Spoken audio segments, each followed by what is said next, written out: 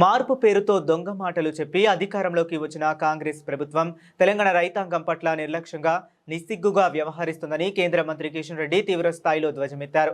దళారులు రైస్ మిల్లర్ల చేతుల్లో చిక్కి రైతులు విలవిలలాడుతుంటే మంత్రులు ఏసీ రూముల్లో గడుపుతున్నారని మండిపడ్డారు. ధాన్యం సేకరణలో రాష్ట్ర ప్రభుత్వం చేతగాని ధనాన్ని కేంద్రంపై నెట్టివేయాలని చూస్తున్నారని కిషన్ రెడ్డి విమర్శించారు. కేంద్రం ఇప్పుడు తెలంగాణ నుంచి ఇతర రాష్ట్రాల కంటే ఎక్కువ ధాన్యాన్ని సేకరిస్తుందని స్పష్టం చేశారు.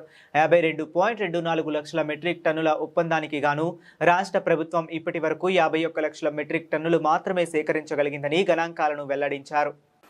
ఈరోజు ప్రభుత్వం నుంచి ఎక్కడ వేసిన గొంగడి అన్నట్లుగానే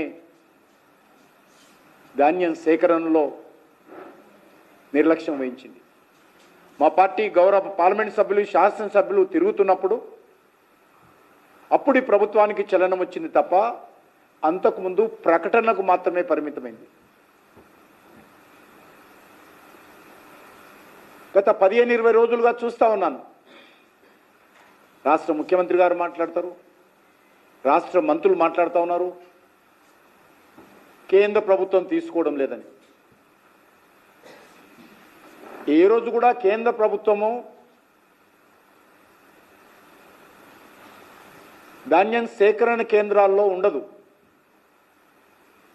ధాన్యం సేకరించేటువంటి పని, బాధ్యత, వ్యవస్థ అది రాష్ట్ర ప్రభుత్వ పరిధిలో అంశం. రాష్ట్రం ధాన్యం సేకరించాలి, రైస్ మిల్లర్లకు పంపాలి, మిల్లులు ధాన్యాన్ని ఆడించి వచ్చిన బియ్యాన్ని ఎఫ్సిఐకి ఇవ్వాలి. మరి ఈరోజు కేంద్రము ఎప్పుడు కానీ, ఇది కొత్తగా కాదు, కాంగ్రెస్ పార్టీ అధికారంలో ఉన్నప్పటి నుంచి కానీ, అనేక సంవత్సరాల నుంచి సమైక్య ఆంధ్రప్రదేశ్ ఉన్నప్పుడు కానీ ఒకటే విధానం. ప్రతి పంటకు ముందు కేంద్ర రాష్ట్ర ప్రభుత్వ అధికారులు కూర్చొని